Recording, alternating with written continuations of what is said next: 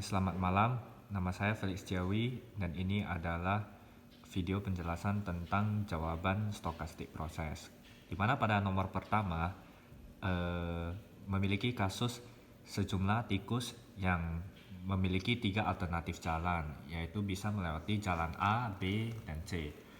Dengan masing-masing peluang tidak lolos yaitu 0,8, sehingga kebalikannya peluang lolos itu tinggal 1 kurang 0,8 menjadi 0,2. Untuk tikus yang melewati jalan B memiliki peluang tidak lolos 0,75, sehingga peluang lolosnya tinggal 1 kurang 0,75, yaitu 0,25. Baru yang C itu memiliki peluang 0,92, sehingga peluang lolosnya itu 0,08, tinggal 1 kurang 0,92. Nah, kenapa boleh dikurang? Karena pilihan melewati masing-masing jalan hanya 2, lolos atau tidak lolos, sehingga peluang bersifat berkebalikan dan berbanding terbalik. Nah, untuk ini dari sejumlah tikus ada sekitar 30% yang melewati jalan A, kemudian ada 50% yang melewati jalan B, dan ada 20% yang melewati jalan C. Nah, untuk mengetahui peluang seekor tikus lolos dari labirin itu, maka kita dapat mengalihkan jumlah persentase tikus yang melewati jalan A dengan peluang lolosnya, kemudian mengalihkan persentase jumlah tikus yang melewati jalan B dan lolos, dan mengalihkan persentase tikus yang melewati jalan C dan lolos. Nah, kenapa begitu? Karena masing-masing peluang lolos dari jalan tersebut hanya merepresentasikan bagian persentase yang melewati jalan tersebut, sehingga untuk secara keseluruhan maka peluang tersebut harus dikali dengan masing-masing persentase kuantitas tikus yang melewati jalan A, B, dan C. Nah, sehingga perhitungannya dapat berupa seperti ini, di mana yang melewati jalan A itu ada 30%, kan? Nah, peluangnya 0,2. Jadi hal ini melambangkan adanya peluang 0,2 yang lolos dari 30% tikus yang melewati jalan A. Tapi 0,2 itu hanya merepresentasikan 0,3 atau 30% tikus yang melewati jalan A yang lolos. Nah, secara keseluruhan peluang tikus yang melewati jalan A maka harus dikali 0,3 kali 0,2, yaitu 0,6. Begitu juga dengan B. 0,25 itu hanya merepresentasikan peluang dari 50% tikus yang melewati jalan B yang lolos. Jadi secara keseluruhan total maka harus diambil bagian tikus yang melewati jalan B yaitu 50% kali peluang lolosnya 0,25 untuk mendapatkan peluang yang merepresentasikan keseluruhan tikus yang sebelum melewati jalan A, B, dan C. Begitu juga untuk perhitungan yang C, sehingga didapatkan peluang seekor tikus yang lolos dari labirin adalah 0,201. Nah, kemudian ditanya peluang tikus yang lolos melewati jalan C adalah, berarti kita tinggal melihat ini, di mana tikus itu melewati jalan C ada sebesar 20%. Kemudian yang lolos itu dengan peluang 0,08. Nah, berarti untuk seekor tikus yang melewati jalan C kemudian dengan lolos dengan peluang 0,08, maka secara keseluruhan itu peluang itu harus dikalikan, yaitu karena 0,08 itu hanya merepresentasikan 20% tikus yang melewati jalan C yang lolos. Nah, jadi untuk peluang secara keseluruhan itu yang melewati jalan C itu berarti harus 20% dikalikan dengan 0,08. Nah, untuk nomor 2 ini adalah soal Markov chain dan menggunakan metode perhitungan Markov chain. Kenapa begitu? Karena setiap kejadian yang terjadi bergantung pada kejadian sebelumnya, sehingga merupakan transisi dari kejadian sebelumnya. Jadi setiap kejadian terjadi bergantung dengan kejadian sebelumnya. Nah, misalkan kita dapat melakukan pemisalan seperti ini. Nah, 2 minggu minum kopi A disimbolkan dengan AA. Minggu pertama minum kopi A dan minggu kedua minum kopi B disimbolkan dengan AB. Bahwa minggu pertama minum kopi B dan minggu kedua kopi A direpresentasikan dengan BA. 2 minggu berturut-turut meminum kopi B disimbolkan dengan double B. Nah, untuk matriks transisinya dapat dibentuk sebagai berikut. Nah, matriks transisi ini berisi peluang-peluang transisi Markov chain dari peluang kejadian yang sudah disebutkan di soal, di mana jika 2 minggu minum kopi A berturut-turut maka kejadian bahwa minggu ketiga meminum kopi A adalah 0,4. Nah, hal ini berarti jika 2 minggu berturut-turut minum kopi A, kemungkinan untuk minggu ketiga minum kopi A itu ada sebesar 0,4. Nah, bisa dilihat dari simbol A yang kedua dan A yang pertama di sini yang berhubungan. Nah, sedangkan untuk AA dan AB ini yang 0,6, nah itu berarti minggu pertama minum kopi A dan minggu kedua minum kopi B. Jadi peluang untuk minggu ketiga minum kopi B setelah minggu pertama minum kopi A dan minggu kedua minum kopi B itu adalah sebesar 0,6. Nah, hal ini berarti adanya peluang transisi dari ketika minggu pertama minum kopi A dan minggu kedua minum kopi B bertransisi menjadi pada minggu ketiga minum kopi B dengan peluang kejadian 0,6. Nah, untuk BA dan BB kenapa tidak ada peluang yang terjadi? Karena simbol kedua pada AA dan simbol pertama pada BA ini tidak sama, tidak connected. Nah, jadi tidak ada peluang yang terjadi. Hal ini menyebabkan kerancuan data. Nah, begitu juga untuk contoh peluang transisi AB. Nah, AB ini cara membacanya adalah ketika seorang tersebut meminum kopi A pada minggu pertama dan meminum kopi B pada minggu kedua, maka akan ada peluang seseorang tersebut meminum kopi A pada minggu ketiga dengan peluang 0,5. Nah, ini berarti AB ini bertransisi ke BA membentuk sebuah Markov chain. Nah, untuk pembacaan selanjutnya adalah di mana minggu pertama minum kopi A, kemudian minggu kedua minum kopi B, ada kemungkinan seseorang tersebut meminum kopi B setelah minggu pertama minum kopi A dan minum kopi B dengan peluang 0,5. Nah, ini menunjukkan adanya peluang transisi dari AB ke BB dengan peluang 0,5. Nah, kenapa bisa bertransisi? Karena simbol B dari AB ini dan simbol pertama B dari BB ini memiliki hubungan atau sama. Nah, begitu juga untuk perhitungan selanjutnya, sehingga terbentuk matriks transisi seperti ini. Nah, untuk diagram peluang transisi, diagram peluang transisi ini bisa digambarkan seperti ini, di mana karena AA itu kita anggap sebagai state 0, kemudian AB sebagai state 2, BB sebagai state 4 dan BA sebagai state 3. Nah, kita tinggal melihat matriks transisi yang di sini, di mana AA itu berkoneksi dengan AA sendiri sehingga membentuk panah keluar AA kembali ke AA dengan peluang 0,4. Kemudian adanya AA yang berkoneksi membentuk transisi peluang dengan AB sebesar 0,6. Berarti adanya panah keluar dari AA, dari state AA yang bertransisi ke state AB dengan peluang 0,6. Kemudian ada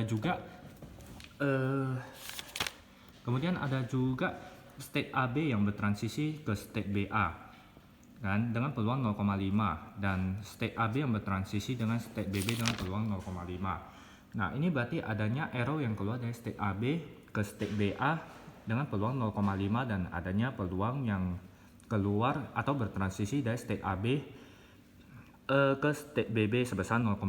Begitu juga untuk seterusnya. Jadi penggambarannya adalah seperti ini.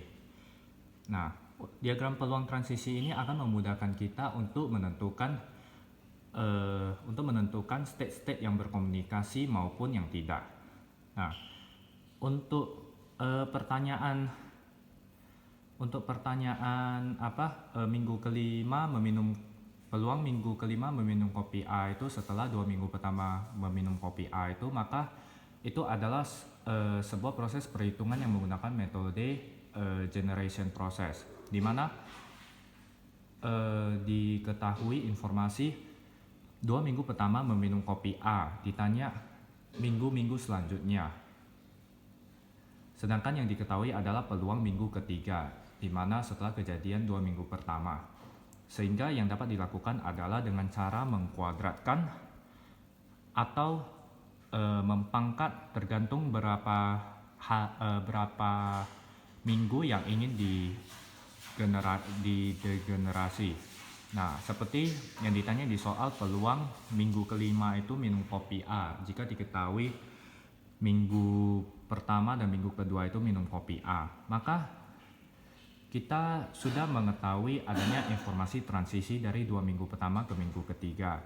Jadi yang kita perlu cari tahu lebih lanjut adalah untuk mencari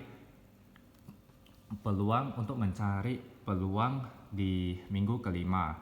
Nah, untuk mencari peluang di minggu kelima dapat dilakukan dengan P pangkat 3, sedangkan untuk mencari peluang di minggu keempat dapat dilakukan dengan perkalian peluang transisi dari 2 minggu pertama ke minggu ketiga dikalikan dengan peluang yang sama untuk menghasilkan peluang minggu keempat. Sehingga untuk minggu kelima perlu dikali peluang yang sama untuk 2 kali, sehingga menghasilkan perhitungan akhir yaitu P pangkat 3. Nah, untuk perhitungan dapat seperti ini. P kuadrat itu adalah peluang dari 2 minggu pertama, peluang transisi dari 2 minggu pertama ke minggu ketiga untuk mencari peluang yang dihasilkan minggu keempat. Nah, untuk mencari minggu kelima berarti dikali P lagi untuk di generating ke minggu kelima, sehingga didapatkan hasil seperti ini. Kemudian simbol yang ada tetap sama, yaitu AA, AB, BA, BB, AA, AB, BA, BB. Sehingga peluang minum kopi A di minggu kelima dapat dikalkulasi sebagai berikut, yaitu P00 tambah P02. Kenapa P00 tambah P02? Karena simbol di sini adalah simbol yang menyatakan seseorang tersebut minum kopi 2 minggu pertama. Karena yang diinginkan adalah dengan syarat orang tersebut meminum kopi di 2 minggu pertama, maka yang kita ambil adalah state di sini, state AA atau state 0. Nah, kemudian yang diinginkan adalah peluang minum kopi di minggu kelima. Berarti kita mencari huruf yang berakhiran A di sini, yaitu AA dan BA. Nah, kenapa di sini BA boleh diambil? Tetapi huruf pertamanya ini B tidak sama dengan huruf kedua AA, karena huruf di sini melambangkan peluang minum kopi pada minggu keempat dan minggu kelima. Bisa jadi peluang dia itu di minggu keempat dia minum B, tapi di 2 minggu pertama dia minum A, baru kemudian di minggu kelima dia minum B. Kalau di sini bisa jadi peluang 2 minggu pertama dia minum kopi A, kemudian di minggu keempat dia minum kopi A, dan di minggu kelima dia minum kopi A, sehingga sama-sama di minggu kelima minum kopi A dan boleh dijumlahkan peluangnya. Nah, untuk limiting probabilities dia ini adalah menunjukkan bahwa saja peluang tersebut akan stabil jika di generate secara terus-menerus pada tingkat yang tinggi. Misalnya peluang tersebut di-generate terus sampai pangkat 8, pangkat 9, pangkat 10, maka akan mencapai suatu kestabilan peluang di mana peluang yang ada pada matriks tidak akan berubah banyak dan berada di sekitar angka itu aja, sehingga dengan menghitung limiting probabilities ini akan menunjukkan kestabilan peluangnya. Nah, untuk perhitungannya itu kita dapat memisalkan matriks tersebut yaitu V0 V1, V2, dan V3. Ini juga bisa kita misalkan V0, V1, V2, dan V3. Nah, di mana persamaannya itu kita bentuk secara kolom atau secara vertikal. Nah, di mana seperti bisa lihat ini V0 sama dengan V0 tambah 0,2 V2 itu berasal dari sini. Nah, V0 ini sama dengan 0,4 kali V0 tambah bisa dilihat dari sini. V0 ini sama dengan 0,4 kali V0 tambah 0,2 kali V2. Begitu juga untuk persamaan yang ini V1 sama dengan 0,6 V0 tambah 0,8 V2. Berarti V1 sama dengan 0,6 V0 tambah 0,8 V2. Begitu juga untuk persamaan selanjutnya. Nah, dari matriks transisi ini setiap row harus berjumlah 1 peluangnya, sehingga diperoleh persamaan V0 tambah V1 tambah V2 tambah V3 sama dengan 1. Diambil dari sini, V0 tambah V1 tambah V2 tambah V3 sama dengan 1. Nah, dari persamaan yang sudah diperoleh dengan metode yang sudah dijelaskan sebelumnya, maka dapat dilakukan proses eliminasi atau substitusi persamaan untuk mencari masing-masing nilai, di mana dihasilkan nilai V3 adalah sebesar 15/64, V1 sebesar 21/64, V2 sebesar 21/64, V0 sebesar 7/64. Kemudian nomor 3 ini adalah soal tentang Markov chain. Nah, kenapa dikatakan soal Markov chain? Karena dibilang di soal begitu dan diketahui matriks transisi dengan peluang periode sama dengan 1, sehingga bisa diidentifikasikan sebagai proses perhitungan Markov chain. Untuk bagian pertama A diminta menggambarkan diagram peluang transisi.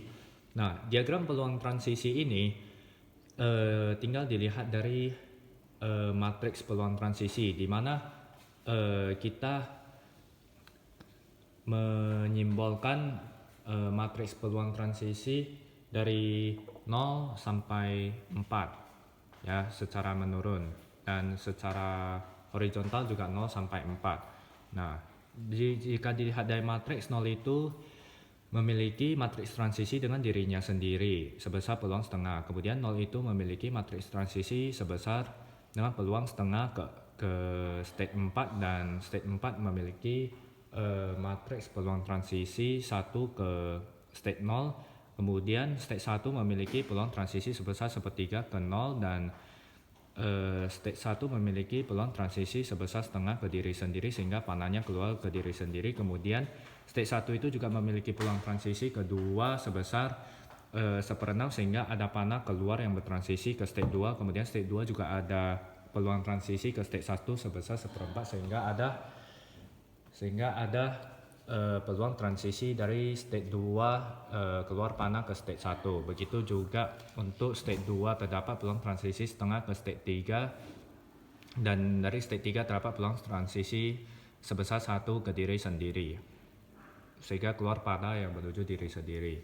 Nah, Markov chain di atas tidak bersifat irreducible karena tidak seluruh state communicate satu sama lain. Jadi yang dikatakan communicate itu adalah jika satu state itu berkomunikasi dengan diri sendiri seperti ini, atau berkomunikasi dengan state lain seperti ini. Misalnya state 1 ke state 2 bisa kembali dari state 2 ke state 1. Ini berarti state 1 dan state 2 itu communicate. Nah, yang tidak communicate itu adalah contoh seperti state 1 ke state 0. Nah, state 1 ke state 0 itu kemudian ke state 4, kemudian ke state 0 dan berhenti di state 0, tidak dapat menemukan jalan balik ke state 1 sehingga tidak bersifat communicate. Nah, karena ada satu saja state yang tidak saling communicate, maka tidak bersifat irreducible. Markov chain yang bersifat irreducible itu adalah Markov chain yang semuanya communicate satu sama lain. Nah, kemudian untuk pembagian kelas propertinya dapat kita bagi menjadi 3 kelas, di mana kelas pertama itu adalah state 1 dan state 2. Nah, State 1 dan state 2 kenapa bisa dikategorikan sebagai satu kelas karena berkomunicate, di mana state 1 dapat memiliki peluang transisi ke state 2 dan state 2 juga memiliki peluang transisi ke state 1. Nah, ada jalur transisi ke state yang lain dan ada jalur kembali ke state-nya kembali. Jadi ini dapat dikatakan merupakan sebuah state yang communicate sehingga bisa dikategorikan dalam satu kelas.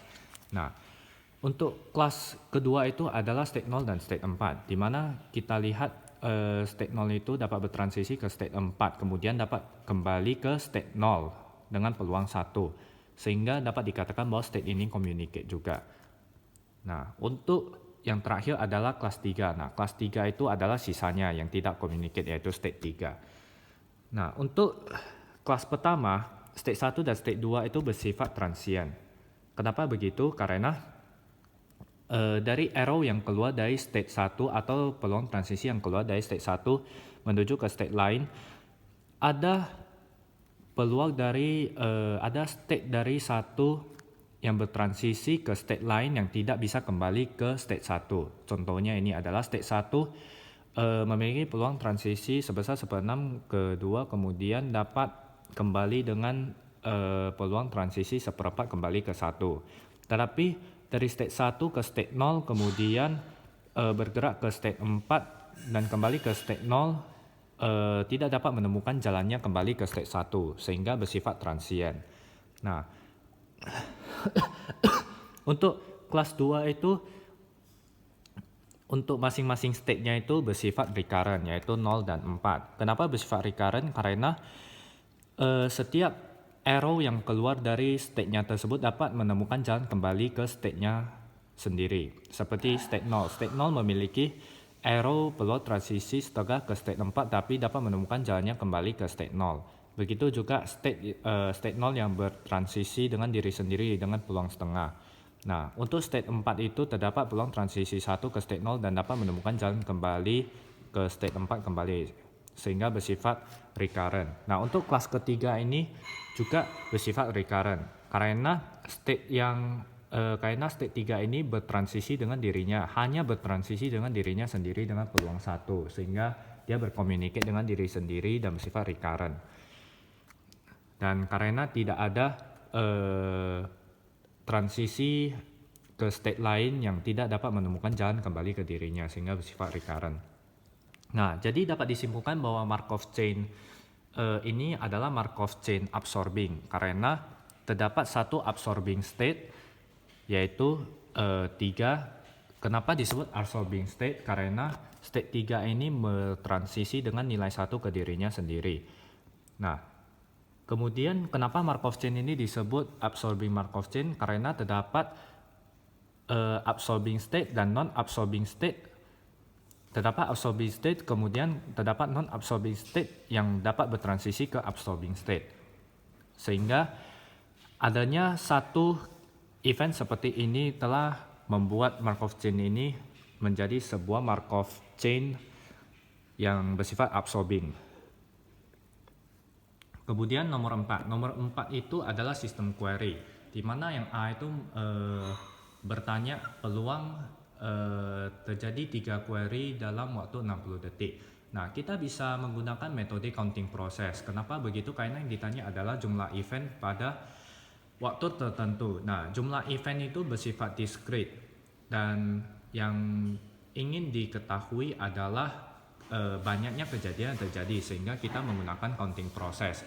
Nah, di mana pada counting process itu diketahui laju query itu adalah sebesar 1/10 dan sehingga kita dapat mengetahui rata-rata lajunya itu lambda t-nya itu sebesar 1/10 kali 60 detik, yaitu dengan hasil 6. Kemudian dengan counting process kita dapat menghitung peluang dalam 1 detik terdapat 3 sistem query yang terjadi, yaitu kita dapat tuliskan menjadi PN60 lebih besar sama dengan 3 menjadi 1 kurang PN60 kurang dari 3. Kemudian 1 kurang PN60 kurang dari 3 ini bisa kita jabarkan menjadi PN60 sama dengan 0, PN60 sama dengan 1, dan PN60 sama dengan 2. Karena Counting proses ini, perhitungan peluang ini bersifat probability mass function dan bersifat discrete.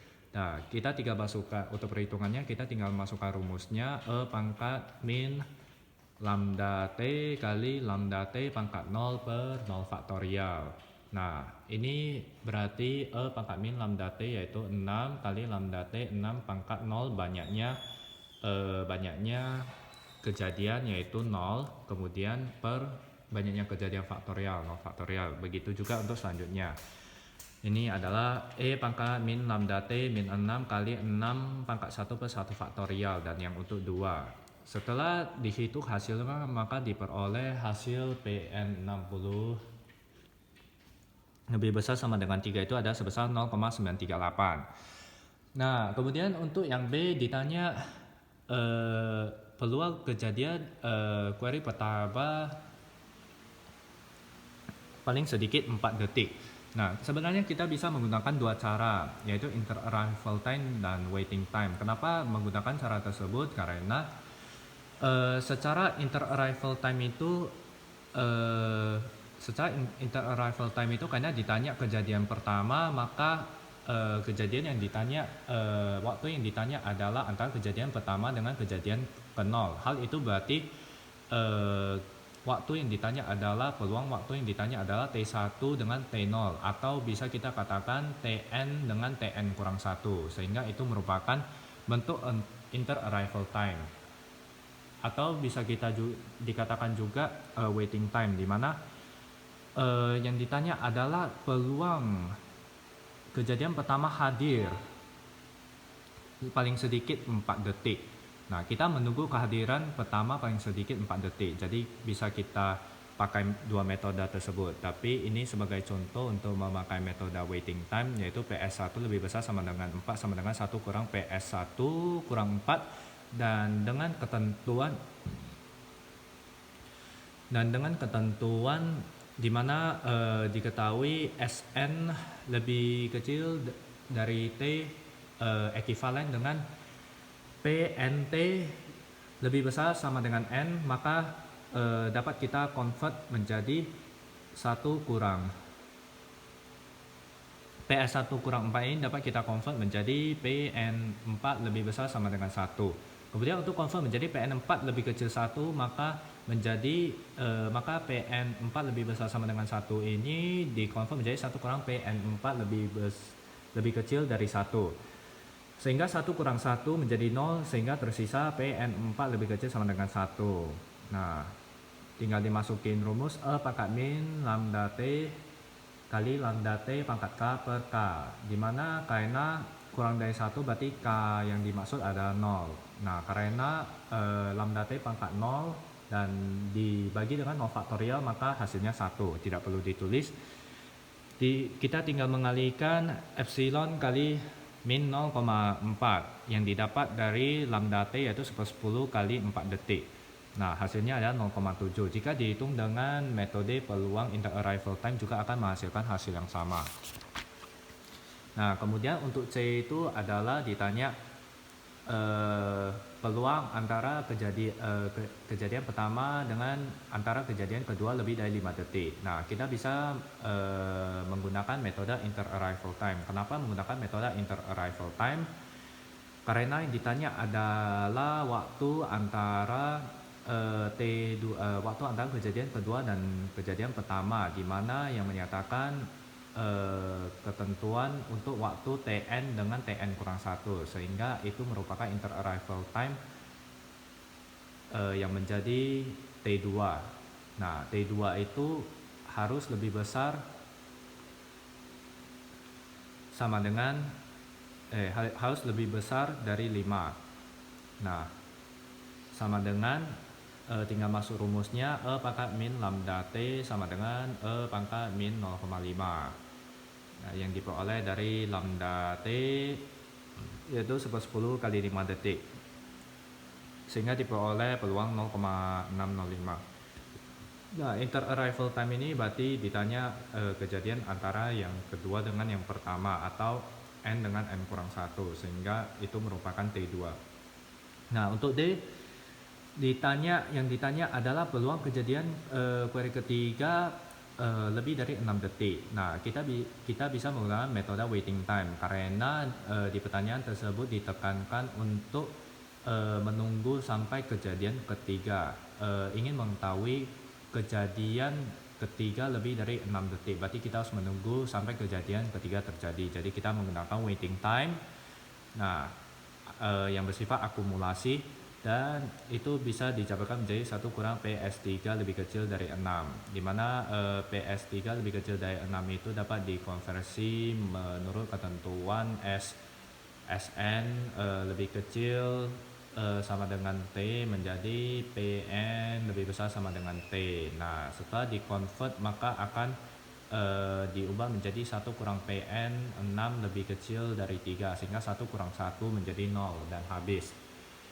Kemudian Pn6 lebih kecil dari 3 karena bersifat probability mass function dan bersifat discrete, maka dapat dijabarkan menjadi Pn sama dengan 0, Pn sama dengan 1, dan Pn sama dengan 2. 3 tidak diikutkan karena lebih kecil dari 3. Kemudian tinggal memasuki rumus E pangkat min lambda T kali lambda T pangkat K per K faktorial untuk masing-masing peluang sehingga mendapatkan hasil 0,977. Nah, untuk nomor 5 ini adalah sebuah kejadian yang menggunakan metode Markov chain non-homogeneous. Kenapa menggunakan Markov chain non-homogeneous? Karena jenis Markov chain ini memiliki laju yang berbeda-beda untuk jam tertentu, sehingga memiliki rate laju masing-masing untuk jam tertentu, sehingga bersifat non-homogen. Nah, untuk mencari rate masing-masing pada jam tertentu, kita dapat menentukan dari awalnya, di mana toko tersebut dibuka jam 10 dan ditutup jam 6. Jadi kita dapat mengkonversikan atau mendefinisikan jam tersebut mulai dari 0 sampai 8, di mana jam 10 kita definisikan sebagai jam ke 0, jam 11, jam ke 1, jam 12, jam ke 2, jam 1, jam ke 3, jam 2, jam ke 4, dan seterusnya sampai jam ke 6 sampai jam 6 adalah jam ke 8. Nah, untuk menghitung rate-nya itu kita dapat menghitung di mana diketahui pada saat jam ke 0 memiliki laju 2 per orang, kemudian 2 orang per jam, kemudian pada saat waktunya itu jam kedua memiliki meningkat lajunya menjadi 4 orang per jam. Nah, dengan menggunakan persamaan ini maka kita dapat menghitung persamaan linearnya, yaitu lambda T kurang 2 per 4 kurang 2 sama dengan T kurang 0 per 2 kurang 0, sehingga menghasilkan lambda T sama dengan T plus 2. Nah, itu untuk jam ke 0 sampai jam kedua. Nah, untuk jam ke-2 sampai jam ke-4 atau jam 12 sampai jam kedua itu katanya memiliki laju yang konstan, yaitu laju 4 orang per jam. Nah, untuk jam ke-4 sampai jam ke-8 itu dikatakan tidak memiliki pelanggan yang datang sehingga lajunya 0. Nah, untuk menghitung peluang adanya maksimal satu pelanggan antara jam 10.30 sampai 11.30, maka kita dapat definisikan itu sebagai jam ke setengah sampai ke jam yang ke-3/2.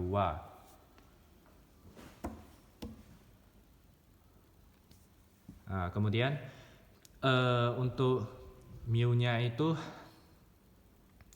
nah sehingga untuk menghitung peluang non homogen ini, dan kita ketahui peluang non homogen ini bersifat non homogen dan memiliki rate masing-masing, maka untuk perhitungan mu-nya itu memiliki cara tersendiri, yaitu dengan mengintegralkan persamaan linear dari laju yang diperoleh pada jam tertentu. Nah, karena ditanyakan jam 10.30 sampai jam 11.30, berarti itu didefinisikan menjadi jam ke setengah sampai jam ke-3/2, sehingga kita perlu mencari rata-rata di jam tersebut dengan mengintegralkan setengah sampai 3/2 untuk persamaan linear T plus 2 TT, sehingga hasilnya mendapatkan 3. Nah, untuk menghitung peluangnya berarti kita menggunakan counting proses karena kita ingin menghitung banyaknya kuantitas pelanggan yang datang, yaitu maksimal 1. Jadi kita menggunakan counting proses dengan metode stationary, yaitu N3/2 P N3/2 kurang N setengah lebih kecil sama dengan 1. Nah, menghasilkan perhitungan sama dengan E pangkat min lambda T. Nah, lambda T-nya menggunakan mu yang ini karena kita sudah integralkan, sehingga N3/2 kurang N setengah itu, sehingga N3/2 kurang N setengah itu sudah memiliki lambda T yang sudah diintegralkan karena bersifat non homogen. Jadi kita tinggal memasukkan rumus, yaitu E pangkat min 3 kali 3 pangkat 0 per 0 faktorial tambah E pangkat min 3 tambah 3 pangkat 1 per 1 faktorial untuk yang sama dengan 1, sehingga dihasilkan peluang 0,1991. Nah, untuk yang C juga memiliki cara yang sama, di mana ditanya peluang adanya pelanggan maksimal 3 dari jam ke 3,5 sampai jam ke 5. Itu berarti ditanya jam ke 1.30 sampai berarti ditanya jam 1.30 sampai jam 1.30 sampai jam 3. Nah, untuk menghitung peluang banyaknya pelanggan pada jam tersebut, maka dilakukan perhitungan rata-rata, yaitu lambda T atau mu pada jam tersebut dengan integral untuk masing-masing rate-nya dari jam 3,5 sampai jam 4, yaitu jam 1.30 sampai jam 2 pada lajunya sendiri, yaitu 4, dan kita integralkan jam 2 atau 4 sampai jam 3 atau jam ke-5 untuk rate 0. Nah, sehingga menghasilkan lambda T sebesar 2. Nah, untuk menghitung peluang banyaknya pelanggan yang hadir pada jam tersebut, maka dapat dilakukan perhitungan counting proses pada jam tersebut, yaitu PN 5 kurang N dengan waktu jam 3,5, jam ke 3,5 lebih kecil sama dengan 3, karena ingin diketahui peluang maksimal pelanggan yang ada pada jam tersebut maksimal 3 orang. Sehingga kita tinggal menghitung counting proses ini dari dari peluang pelanggan sama dengan 0, sama dengan 1, sama dengan 2, dan sama dengan 3, sehingga menghasilkan proses perhitungan E pangkat min lambda T kali 2 pangkat 0 per 0 faktorial untuk yang sama dengan 0, dan E pangkat min lambda T yaitu min 2 kali 2 pangkat 1 per 1 faktorial untuk sama dengan 1, dan seterusnya sampai yang ketiga, sehingga dihasilkan hasil perhitungan peluang yang kemudian dapat dijumlahkan menghasilkan 0,857. Nah, alasan penggunaan metode untuk soal kelima ini adalah penggunaan metode Markov chain non homogen, karena untuk masing-masing jamnya memiliki laju rate tersendiri dan bersifat non homogen, dan juga memiliki distribusi rata-rata yang berbeda untuk setiap jam dengan laju yang berbeda. Terima kasih.